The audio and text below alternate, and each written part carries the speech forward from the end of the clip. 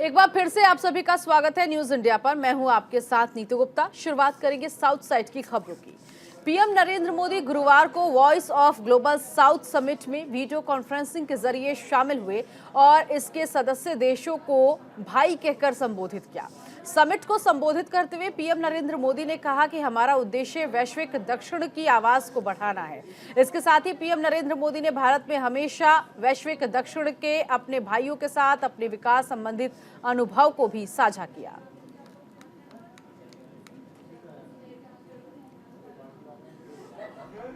Namaskar. I welcome you to the Voice of Global South Summit. Over the past 2 days, this summit has seen the participation of more than 120 developing countries, the largest ever virtual gathering of Global South. I am privileged to have your company in this concluding session. Excellencies, the last 3 years have been difficult, especially for us, developing nations. The challenges of the COVID pandemic, rising prices of fuel, fertilizer, and food grains, and increasing geopolitical tensions have impacted our development efforts. However, the start of a new year is a time for fresh hope. So let me first extend my good wishes to all of you for a happy, healthy, peaceful, secure and successful 2020। एक बड़ी खबर इस वक्त की मिल रही है। के चंद्रशेखर राव का बीजेपी पर बड़ा हमला और के चंद्रशेखर राव ने कहा देश में बच जाएंगे तालिबान जैसे हालात, धार्मिक असहिष्णुता से नरक हो जाएगा देश। तेलंगाना के मुख्यमंत्री के चंद्रशेखर राव ने बीजेपी पर निशाना साधते हुए कहा अगर वो लोगों को ऐसे ही बांटते रहे तो देश तालिबान अफगानिस्तान जैसी स्थिति देखेगा।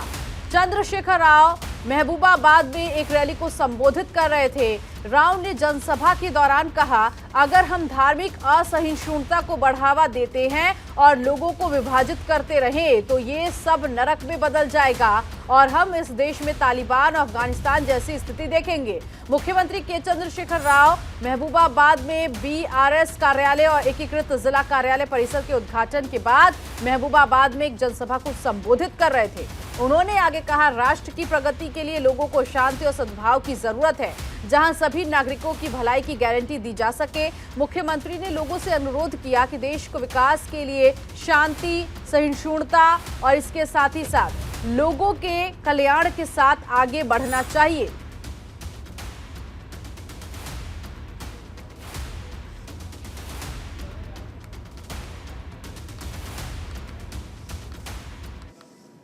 तेलंगाना के मुख्यमंत्री के चंद्रशेखर राव ने महबूबाबाद में बीआरएस पार्टी कार्यालय का उद्घाटन किया। पिछले साल अक्टूबर में टीआरएस से बीआरएस के गठन के बाद पार्टी ने राज्य भर में कई जगहों पर कई पार्टी कार्यालय स्थापित करने का फैसला लिया।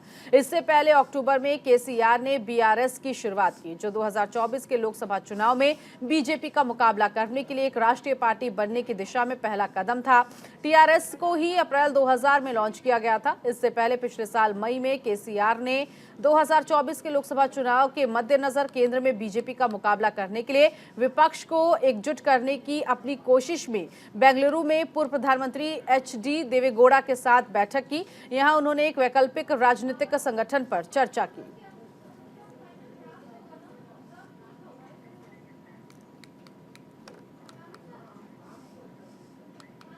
राज्यपाल आरएन रवि के खिलाफ सीपीआईएम का हल्ला बोल। सीपीआईएम कार्यकर्ताओं का राज्यपाल के खिलाफ प्रदर्शन। दरअसल राज्यपाल पर संवैधानिक सिद्धांतों के उल्लंघन का आरोप लगा है। ऐसे में राज्यपाल का काम बीजेपी से प्रेरित है और ये कहना है येचुरी का। सीपीआईएम ने तमिलनाडु के राज्यपाल आर.एन. रवि पर संवैधानिक सिद्धांत का उल्लंघन करने का आरोप लगाया है। पार्टी महासचिव सीताराम येचुरी ने कहा कि उनका कामकाज बीजेपी से प्रेरित और विचार से प्रभावित है। राज्यपाल को निर्वाचित राज्य सरकार की आवाज के तौर पर काम करना चाहिए, लेकिन लंबे वक्त से ये परंपरा है कि वो राज्य सरकार के जरिए तैयार अभिभाषण को ही पढ़ते हैं। इस दौरान सीपीआईएम ने बयान जारी कर कहा, पोलित ब्यूरो ने स्पष्ट तौर पर तमिलनाडु के राज्यपाल आर.एन. रवि ने जो कुछ किया उसे करते हुए संवैधानिक सिद्धांत का खुलेआम उल्लंघन किया। सीपीआईएम के मुताबिक जिन अंशों को उन्होंने छोड़ना पसंद किया वो कानून और व्यवस्था के क्षेत्र में सरकार के रिकॉर्ड के प्रति उनकी नाराजगी को जाहिर करता है, जो कि निर्वाचित राज्य सरकारों का एक विशेष अधिकार है।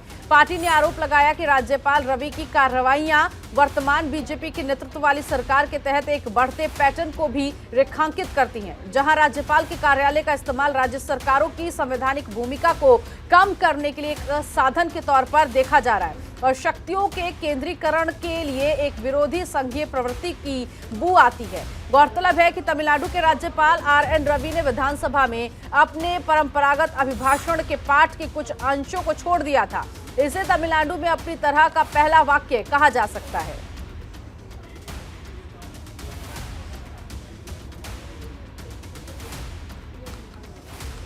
मकर संक्रांति त्योहार पर खड़ा हुआ बड़ा विवाद। पूजा स्थलों के आसपास पतंगबाजी पर रोक लगा दी गई है।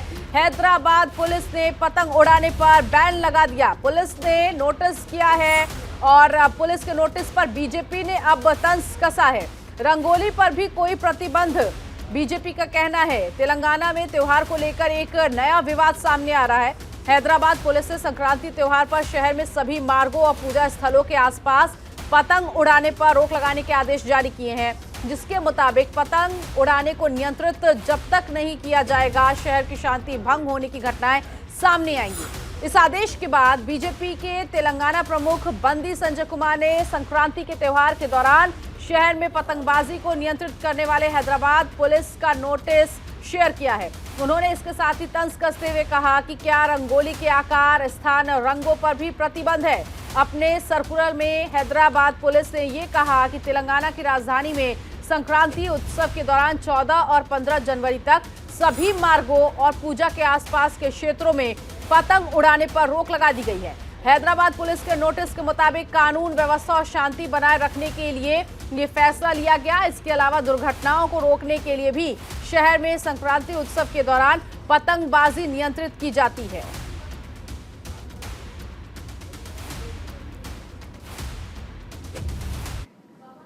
चलिए आगे बढ़ेंगे। सीएम रेड्डी ने अधिकारियों को 3 और 4 मार्च को एपी ग्लोबल इन्वेस्टर समिट 2023 के माध्यम से राज्य में वास्तविक निवेश आकर्षित करने की दिशा में काम करने का निर्देश दिया। शिखर सम्मेलन पूर्व व्यवस्थाओं की समीक्षा बैठक के दौरान मुख्यमंत्री ने कहा, वैश्विक निवेश आकर्षित करने, राज्य को हरित ऊर्जा और अन्य उभरते नए उत्पादों के केंद्र में बदलने का लक्ष्य रखना चाहिए।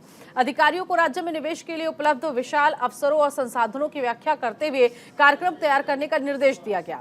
जब अधिकारियों ने समझाया कि वो शिखर सम्मेलन के बारे में विदेश में रोड शो आयोजित करने की योजना बना रहे हैं, तो उन्होंने उनसे कहा वो अपनी विदेश यात्राओं के दौरान कई औद्योगिक केंद्रों के कामकाज का अध्ययन करें और एमएसएमई को चलाने के लिए प्रचलित प्रबंधन प्रणालियों से खुद को परिचित कराएं, ताकि इसे पूरा किया जा सके।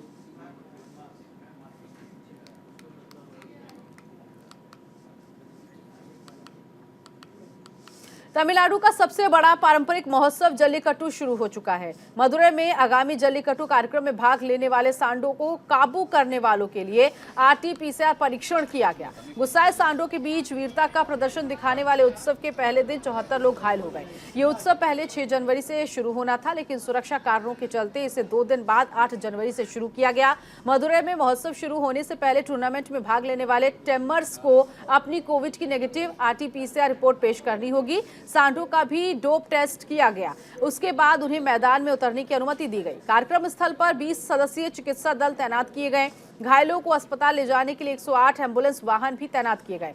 सांडों को काबू में करने के लिए प्रतियोगिता जल्लीकट्टू तमिलनाडु के गांव में सबसे बड़ा परंपरागत खेल है। ये फसल के मौसम के बाद आयोजित किया जाता है। जल्लीकट्टू को तमिलनाडु का पारंपरिक त्योहार भी कहा जाता है। इसमें मैदान में वीरता का प्रदर्शन करना होता है और प्रतियोगिता में सांड को काबू करने वाले को बड़े पुरस्कार दिए जाते हैं। हालांकि इसमें दुर्घटनाएं भी होती है। सांड को काबू करने के दौरान कई लोग घायल हो जाते हैं।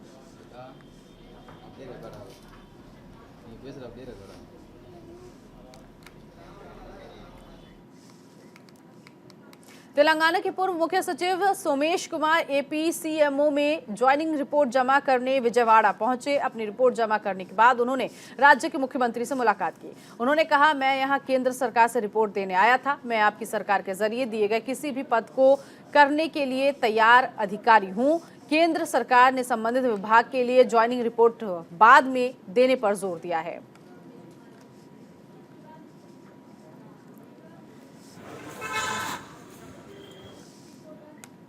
आंध्र प्रदेश के मुख्यमंत्री वाईएस जगन मोहन रेड्डी ने सीएम कैंप कार्यालय में स्वामी विवेकानंद की तस्वीर पर पुष्पांजलि अर्पित की। इस दौरान कार्यक्रम में उप मुख्यमंत्री बूदी मुत्थाइलू और दूसरे अधिकारी मौजूद रहे। आंध्र प्रदेश के राज्यपाल बिस्वाभूषण हरिचंदन ने भी स्वामी विवेकानंद को उनकी 161वीं जयंती पर श्रद्धांजलि दी। स्वामी विवेकानंद एक संत, महान विचारक, समाज सुधारक और एक युवा आइकन थे। उनकी शिक्षाएं और ज्ञान युवा सशक्तिकरण के पीछे प्रेरक शक्ति हैं। विचार और आने वाली पीढ़ियों के युवाओं को प्रेरित और मार्गदर्शन करते रहेंगे।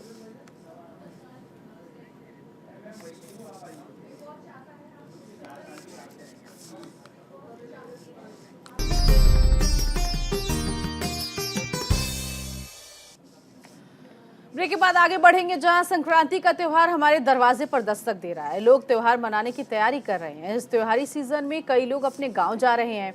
आरटीए अधिकारियों ने यात्रियों की सुरक्षा को ध्यान में रखते हुए शहर के कई हिस्सों में निजी यात्राओं पर निरीक्षण किया है। वो बसों के दस्तावेज, फिटनेस और फायर सेफ्टी की जांच कर रहे हैं। इब्राहिमपट्टनम परिवहन विभाग के विभाग ने विजयवाड़ा हाईवे पर चेकिंग की।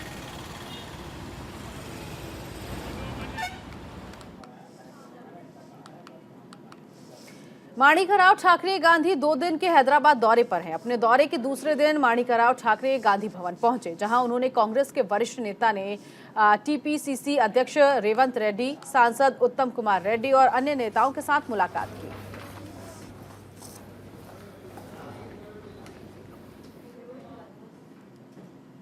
तमिलनाडु विधानसभा में सेतु समुद्र परियोजना के तत्काल क्रियान्वयन के लिए एक प्रस्ताव पारित किया गया। इस प्रस्ताव के पारित होने के बाद तमिलनाडु के लोगों में खुशी है। पूर्व प्रधानमंत्री मनमोहन सिंह ने 2005 में मदुरै में आयोजित एक समारोह में तमिलों के 150 साल पुराने सपने का उद्घाटन किया था। उसी समय कोडियाकारा सागर में खुदाई का काम शुरू किया गया। इस परियोजना में नागपट्टिनम से 54 किलोमीटर और धनुषकोडी से 35 किलोमीटर की दूरी को पाल्क खाड़ी सागर क्षेत्र में गहरा करने की परियोजना को 4 खंडों में बांटा गया था और 1 साल से काम जोरों पर चल रहा था। पाल्क बे सागर क्षेत्र में जो सेतु नहर परियोजना का मुख्य भाग है और सबसे उथला हिस्सा है। रामेश्वरम धनुषकोटी से कच्छ दीवू क्षेत्र तक 17 किलोमीटर गहरे समुद्र में खुदाई को एक बड़ा कार्य माना गया और कई अध्ययन किए गए। सर्वेक्षण के परिणामों के बाद ये संकेत दिया गया कि एडम ब्रिज के मनाटू क्षेत्र में एक नहर खोदना आसान होगा। एडम ब्रिज नाम के रेत के टीलों को खोदने का काम दिसंबर 2006 में शुरू कर दिया गया था।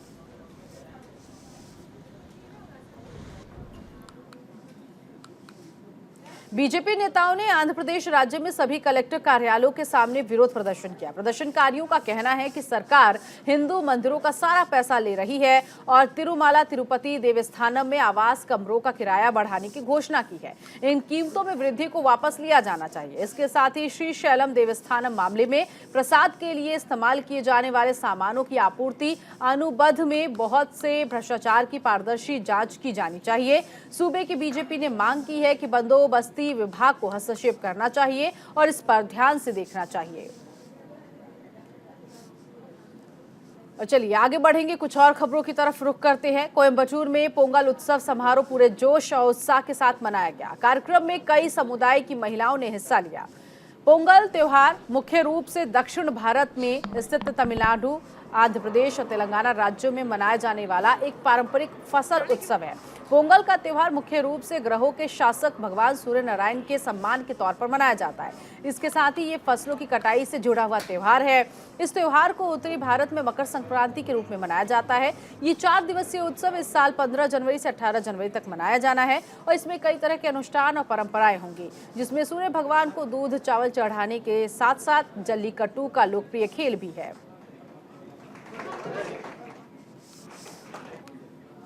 और इसी के साथ इस बुलेटिन में अभी के लिए बस इतना ही। बाकी की तमाम खबरों के लिए आप बने रहिए न्यूज़ इंडिया के साथ। नमस्कार।